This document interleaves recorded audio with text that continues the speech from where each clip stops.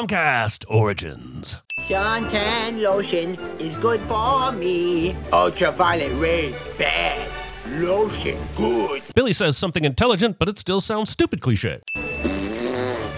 Smiley. Look, apply your lotion however the f you want, but get your damn shoes out of the pool, you animal. This drink disappearing is either a continuity error or a party foul. All the same to me. Also, one of the clues that a movie is from the early days of Sandler's career is that he didn't have the studio pull to take all his buddies on vacation under the guise of making a movie. Instead, he had to settle for a couple of sun loungers by a pool in Canada. Movie will want me to empathize with Billy after he is a complete jerk to the landscaping staff by driving over as many flower beds as Adam Sandler thinks is funny. You're not going to hear me defending Billy a lot in this movie, but on this occasion, it was pretty fucking clear which direction Billy was going, and Alfred didn't make any attempt to move away from this punchline. Suddenly, there's no sign of the copious amounts of lotion Billy squirted on himself. And no, I don't believe that he managed to drive here while rubbing it in. Not without killing several gardeners and the animal cast of Snow White, and certainly not without Sandler putting that shit on screen. Billy is excited for Nudie Magazine Day, but I think this millionaire is being ripped off. Why do all these magazines have completely blank and suspiciously colorful craft paper back covers? And why does the inside of this one look like a 6th grade scrapbook project? It's almost as if they aren't real magazines and were thrown together in a few minutes to bolster a distasteful joke. Oh. Also, I think we're supposed to find it humorous that Billy likes some variety in his pornography, and while I could turn this into a multi-part, academically sponsored video essay, I still wouldn't have enough time to unpack all the cliched not funniness on display. It's too damn hot for a penguin to be just walking around here. The only way I'll buy that this fucking penguin is integral to the story is if it ends up asking Billy why he's wearing that stupid man suit. All the people at the zoo are very nice, penguin. They'll treat you real respectable like. Harambe has entered the chat, done some gorilla shit, and was then forcibly removed from the chat. This is a very important dinner. You best be there. Nothing about the opening 5 minutes of this movie makes me believe Billy would ever be invited to dinner, let alone a very important one. Whoever dressed this buffet table was like, I want to show a lot of food, but I want it to be presented in a way that makes it all impossible to eat. Like, let's have a huge watermelon on the left that you have no space to cut into and make sure it blocks all the other fruit. You know what? Let's have a giant fucking bird on top of some bagels or some shit. Oh yeah, and just a ton of tomatoes on the vine. That's what rich people eat, right? Well, maybe if you told me there were delicious Triscuit crackers, I could have enjoyed them with you. I really hope that was a deliberate product placement because this Triscuit conversation definitely isn't paying the rent with laughs. Shampoo is better. I go on first and clean the hair. Conditioner is better. I leave the hair silky and smooth. The modern state of politics. Stop looking at me, Swan. I'm now realizing the bar to get over for a good comedy movie used to be set at quotability. And as someone whose friends repeated this line incessantly, I can confirm that bar was too low. Okay, now we've got the buffet set up. It's time to dress the dinner table itself. My plan for this is lots of fucking flowers. Cool, but could we also try lots of fucking flowers? This whole scene is a magnificent display of nonsense in which this slurping is the least annoying thing he does. And here's the rest. Shut up!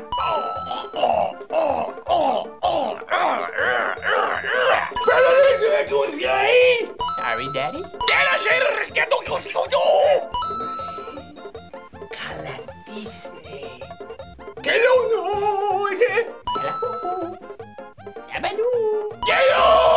On second thought, perhaps I too could just make incoherent noises and pass it off as comedy. All right, 1, 2, 3. No, that was horrible. I apologize. I won't do it again, but it did prove my point. Hey, Billy, how come you ain't pounding any tonight? I don't know. My dad was yelling at me. I'm just not in the mood. But I'm always in the mood for the refreshing taste of Coca-Cola. Who'd you rather bone, Meg Ryan or Jack Nicholson? Making this question a zero-sum game. Go, go, go, go, go, go, go, go, go, go, go. Oh my God, I am the winner. Somehow, Billy's dad managed to bribe these pickles so that they'd change position between shots and allow him to win. Fucking 1%ers. He's gonna when he realizes it's Actual footage of Sandler on his way to show this movie to the executive producer somehow makes it into the film. Call the fire department. This one's out of control. He will then go on to immediately control it. I've had to face some hard truths tonight, Billy. Tonight? Billy's dad is making out like it was only fucking tonight that he realized maybe, just maybe, Billy shouldn't have the keys to a business he's shown no interest in. I mean, after 27 years of sitting by the pool and talking to shampoo bottles, it's only now that he has this breakthrough? Even if Billy was a fucking genius, isn't the fact that you haven't shown him one damn thing about the hotel industry a concern? You were brought up with every advantage. I bought you everything. Toys, cars, vacations, clothes. Yeah, super weird that an upbringing of unearned opulence has resulted in Billy never feeling the need to grow up and find his own way. Damn peculiar indeed. What do you care, Billy? I mean, what do you care who I appoint to run the company, huh? And Billy's dad finally makes a valid point. Why does Billy want to run the company? We're never given a reason, other than he just doesn't want Eric to have it. Now, childish jealousy might be completely in character, but this leads to a voluntary 6 months of intensive schooling, and that doesn't feel in character. How could I hand over my company to someone who couldn't even get through school on his own? I don't know. Don't think about it. Just hand it over. Billy would be excellent at generational wealth sins. You remember that spelling bee you won in the first grade? Oh, no, you didn't. We're supposed to believe that Billy's dad paid for Billy to win a first grade spelling bee, but Billy misspelled rock in front of everyone, meaning that everyone saw him lose. So did he have to bribe the judges and all the spelling bee parents too? Not likely. Those spelling bee parents are militant and do not f around with bribes, unless the terms are clearly spelled out. All right, you got it. First grade through 12th grade, all over again. I'll do each grade in 2 weeks, take the test, re-graduate, prove to you I'm not an idiot, and then I get to take over Madison hotels. As fun as it sounds, completing this random Guinness World Record of a challenge that he just pulled out of his ass won't prove he has any of the skills or knowledge necessary to run a hotel business. But Big Papa Madison goes along with it anyway. Even Eric, who rightfully contests this ridiculousness, misses this point. Don't you think the future of Madison hotels and its 61,000 employees is too important to gamble on a game like this? And thinks gambling is the issue. The problem is, even if you win a hand of blackjack, it doesn't mean you know shit about poker. Also, when challenged by Eric, Brian's response is to simply shrug his shoulders and say no, proving that the movie knows its conceit is ridiculous, but instead of doing anything about it, it simply says, Stop looking at me, Swan. well, this cinema swan is looking right at you, and it is not impressed. You pass every grade before June 15th. You take over instead of Eric. Whoa, f***ing whoa now, people. Billy said that he'll retake every grade 1 through 12 and pass each of them within 2 weeks. This means that he'll be in school for a total of 24 weeks. But then his dad set a deadline of June 15th. And if you count back 24 weeks from that date, it means we're somewhere in the region of December 30th, give or take a couple days. So where the f*** are the holiday decorations? Also, unless we're in f***ing Australia, it should not be sitting by the pool in your shorts weather. Finally, once and for all, we can agree Die Hard is a Christmas movie. Mr. Sandler, we're about 30 seconds shy of being feature length. Any ideas? I mean, f*** it. I guess I can just do a weird dance down the stairs. Where's my snack pack? You got a banana. You don't need no snack pack. You know I like snack pack. Why can't you just give me a snack pack? You see, he's a grown man, but his development has been so arrested that he can't even acquire his own pudding snacks. And the tragic reality of this causes him a deep, unconscious pain that is ultimately expressed through loud outbursts. Now laugh! Movie thinks it's upsetting that this bus does the right thing by not stopping to pick up a full-grown man. Hey, mister, guess what I had for breakfast? What? Beans. This fucking amateur doesn't realize that you miss the beauty of a well-sculpted arm fart when you cover it with the far more rudimentary mouth fart. I award him no points, and may God have mercy on his soul.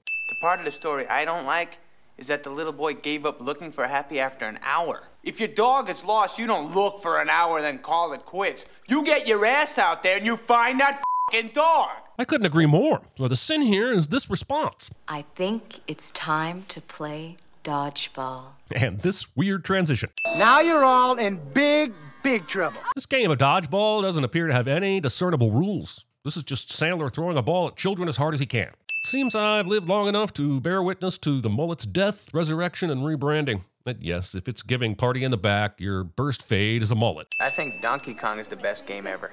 Donkey Kong sucks. You know something? You suck. Super weird that Sandler didn't realize the cameras were still rolling for this real-life conversation, and that he never noticed that it made it into the final cut of the movie.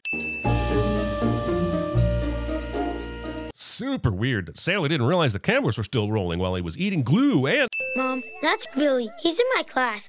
I heard it's retarded or something. When you type into Google, does Billy Madison, one of the top search results is have a disability. It appears to be the biggest question anyone has about this character. So instead of canceling this fictional kid whose words were given to him by an adult who should know better, let's blame the movie for not doing more to prevent confusion and possibly misrepresentation. Billy, you forgot your stuff. This is not his snowman. His snowman looked like crap. We eliminate Billy Madison. I guess they had no idea how to break up Billy's hilarious first grade shenanigans, so they just threw in this scene of the villain monologuing nothing we didn't already know. I know this school is all kinds of sketchy, but at the very least, wouldn't they put something in place to make sure that 27-year-old Billy isn't using the same bathroom as first graders? How about you, Sideburns? You want some of this milk? Sensing someone behind you is one thing. Sensing their sideburns is something else entirely. Any more information, Rollo? Billy likes to drink soda. Somehow, despite all of his resources, Eric was unable to get a decent private investigator to help him ruin Billy. I think there's a point where he only has himself to blame. Well, Billy, if you spell this correctly, you pass second grade. He passed first grade by drawing a blue duck, and now second grade hinges on spelling couch correctly. I'm thinking these requirements might be arbitrary. Oh, hot. Want to touch the hiney. Movie wants me to suspend my disbelief that this guy gets the girl. I'm so depressed. You want me to take my shirt off for you? No, thank you. Okay, baby.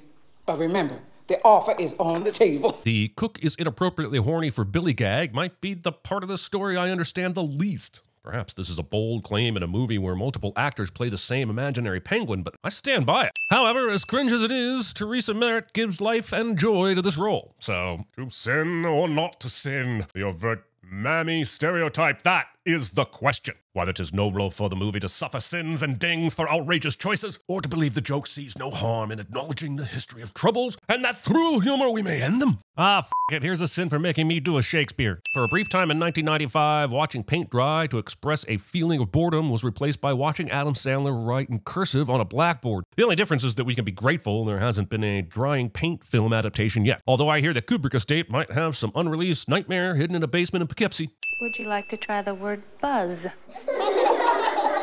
I don't want to cross the in defense of Billy Madison line again, but this teacher is a f***ing asshole. Clearly Billy is here to learn, and while a medical diagnosis is never specified, learning clearly doesn't come naturally to him. Knowing this, she decides to single him out and encourages the entire class to laugh him out of the classroom. Great job, teach. Way to earn that apple by discouraging a mature student and ensuring you're raising a class of assholes.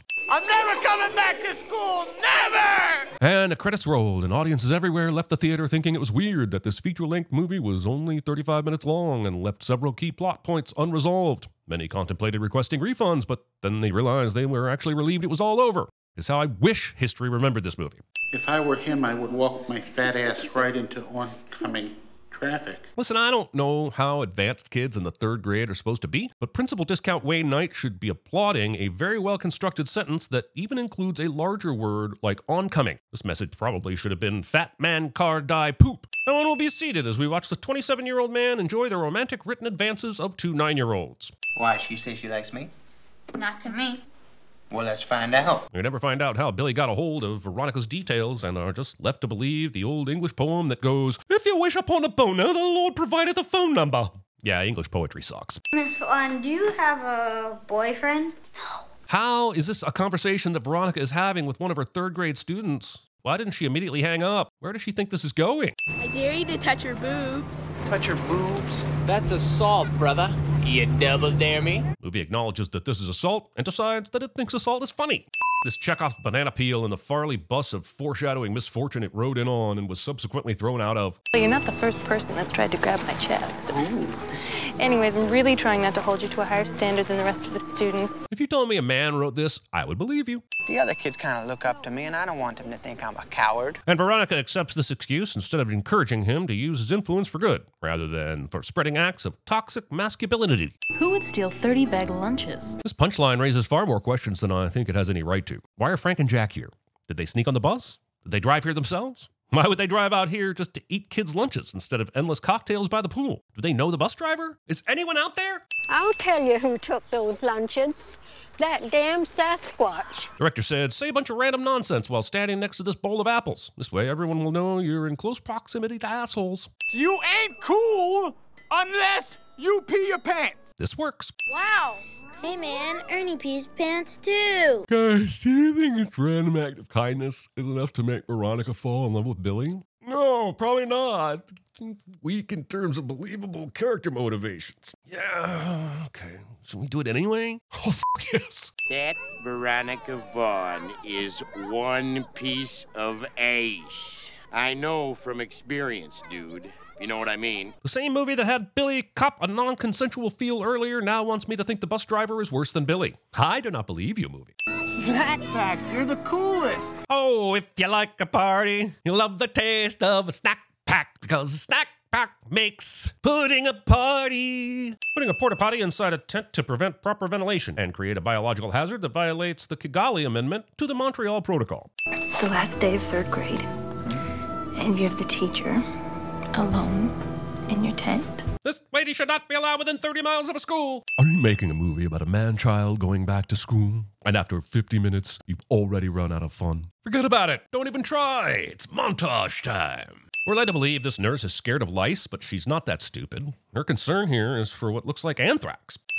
This is so clearly a headshot for Mortal Kombat's Bridget Wilson and not an organic photo that Veronica has given to Billy. All right, stop before I throw up. If this movie won't listen to me, what makes you think it'll listen to you, Billy? Movie goes with that one cliche of what high school was like for those 20 people in the 80s who all made movies about it. You got Chlorophyll Man up there talking about God knows what. All she's talking about is making out with me. I'm here to learn, everybody, not to make out with you. Regardless of the reason, this behavior is unacceptable. Yet this movie keeps trying to not only make me accept it, but make me think it's funny. I had a bad case of losing it on myself. Till the lacrosse team stuck a parking cone up my ass. They keep adding to the list of crimes in this movie that go unpunished. And that is what a prime number is. 1 is not a prime number, but it is the loneliest. Maybe the first time you went to high school, you weren't as nice to the kids that you thought were losers. Movie waits 59 minutes to find its moral center. And while I respect the effort, my advice would be to not have that moral center eventually beat up and have sex with one of her students. Here we're treated to seeing every single button of this phone number being pressed, and thank God, because I have no idea how this wonder of technology managed to technologically wonder had I not seen that happen. You can't be a serial killer unless you wear makeup. It's literally the whole point of Silence of the Lambs. Adam Sandler, circa 1995, apparently. How his 27-year-old millionaire son cheated his way through elementary school. Stay tuned. What the hell? I'd like to know how often Billy's dad decides to sit around and watch TV with him, because I bet it's less than 1 hour a month, which makes everyone being gathered around the TV for this plot-specific news broadcast some real convenient shit. Today's third act conflict cliche is brought to you exclusively by our special sponsor, Moons by Bruce Almighty. So much wasted pizza. I can't believe I ever liked someone who could just roll over and die like this. Me f***ing too. But I wouldn't think about it too hard, or you might suddenly realize you don't resemble anything close to a real human being. And upon that realization, you might find yourself breaking through to a higher plane of existence, while still being tragically stuck in an Adam Sandler movie. Sometimes, Veronica, ignorance really is bliss. You say you're not a loser, Billy Madison. So win. Basically, the day is saved because Veronica decided to kick the crap out of Billy and then give him the most basic words of encouragement possible. And to be clear, anyone in Billy's life could have done this. But no, it had to be the girlfriend because she's the only one that can withhold the sexy fun times, and that's honestly what getting an education is all about. Don't I have a nice rack? So now you're a fourth wall breaking musical? F*** off and come back when you decided to go back in time and do this with the whole movie, not just this throwaway bit. Any moron can put on a sudden solitary music number when they're short on ideas. Look, I'll show you. I'm sinning, I'm sinning. We're here to help you, Billy. Wait, how the f*** did all these kids get here? Did Veronica bring them with her and tell them to wait for this impromptu musical number? How the f*** did she get their parents to sign off on a musical field trip to her boyfriend's house? Oh, great, the clown is not dead. Do I care? No. The statement I made about Billy Madison was and is completely untrue. I need an explanation for why the news cycle is so slow they keep making time for press conferences about this. No. Are you ready to hand the company over to me now? No. Then I'll see your ass in court. You know, the movie I'd actually like to see is the courtroom drama where these f***wits have to explain that they bet the company on a 27-year-old being able to get through grade school in 6 months. Thinking Harris Yulin can play the judge, mainly to see him scream at Adam Sandler. Ethan Hawke can play the prosecution, and Denzel Washington can play the defense. Yes, this may also be my backdoor way of getting a 3-way training day reunion, so what? Sue me. Then make a movie out of that. I'm thinking Jeremy Irons can play the judge. I know it was you. You broke my heart. Thinking you can distract me from how contrived this ending is by throwing in references to The Godfather Part 2. Laughing instead of saying, what the f***, and leaving the building. Also, every one of the kids standing near this locker should have smelled the massive amount of manure well before Billy got here to open it, and been repulsed enough to leave the building. O'Doyle rules. Also, to pull off this prank, O'Doyle would also end up smelling like shit. Instead of basking in victory, he should be asked to leave the building. Math. Eric survives this. They couldn't get a school with a track. Someone's gonna roll an ankle on this lumpy-ass field. Oh, gross. Did you see that guy's balls? Yeah, they were weird looking. Like asymmetrical weird or beans above the Frank weird? Don't bring it up if you're not going to elaborate. Also, I hate myself for doing this, but I felt the need to go back and check this out. Unless the talented Bradley Whitford keeps his testicles on the underside of his running shoes, there's no way they were exposed to these young adults. Am I supposed to be impressed by your ice cube? Eric doesn't contest what is obviously more magic trick than science, and the teacher doesn't lose his job for this. Whether 'tis nobler in the mind to suffer the slings and arrows of outrageous fortune, or to take arms against a sea of troubles, and by opposing in them. Billy interrupting in costume and doing the voice that made up 90% of Sandler's early career is, for reasons unknown, interpreted as a winning move. O'Doyle rules! O'Doyle rules! O'Doyle rules! O'Doyle rules! O'Doyle rules! O'Doyle rules! O'Doyle rules. Also, we interrupt the academic decathlon to follow up on that fucking banana, concluding a series of scenes that are so non sequitur-ish they make all the airplane movies blush into the bosom of Monty Python. Believing this many kids could ever be this excited about an academic decathlon. The Industrial Revolution, to me, is just like a story I know called The Puppy Who Lost His Way. The teeniest, tiniest, smallest bright spot in this otherwise poorly aged turd in a flaming brown bag is James Downey's pitch-perfect takedown of Billy's bullshit right here. Mr. Madison, what you just said is one of the most insanely idiotic things I have ever heard. And you'll be happy to hear that I put together a very cohesive argument for why this moment deserves a sin-off. I even wrote those thoughts out in cursive and practiced delivering them in a heartfelt speech to my mirror. Sadly, after I had finished, a voice in the back of my head said, "At no point in your rambling, incoherent response were you even close to anything that could be considered a rational thought." But I didn't give up. I continued. I insisted that maybe Billy Madison was just a product of its time and nowhere near as heinous as Sandler's later work, citing Click as a prime example. The voice gestured to the audience it couldn't possibly see, as if somehow knowing these thoughts would make it to the internet, and said, "Everyone in this room is now dumber for having listened to it. I award you no points, and may God have mercy on your soul." I still think a simple no would have done just fine, brain.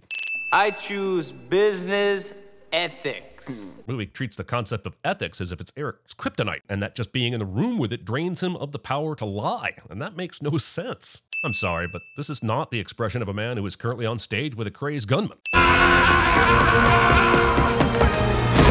Wait, why the f*** was Max even back there? How could he have known that Eric was going to go crazy like this? Was he going to pounce on him no matter what? No! Double wait, why the f*** is he here? How did he know that any of this shit was going down? Did one of the people on his list just happen to be here too, and he thought, hey, while I'm in the neighborhood, I'll check in on that academic decathlon that I have no idea is happening? I decided to step down as chairman of Madison Hotels and give the company to Carl. Which, now that you think about it, would have been a great option at the start of the movie. You might even say that this is information that could have been brought to our attention yesterday! Also, what the f*** is Eric doing here? Why the f*** isn't he in jail? I'm gonna be a teacher! No one should be happy about this. Skip! This and this are not okay. This is beautiful. This is just f***ing weird.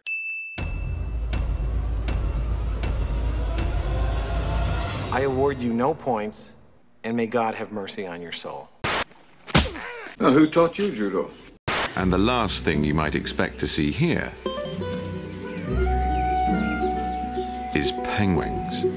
Billy, eat your soup. What soup? You got a misshaped head. It's not a tumor. C-H?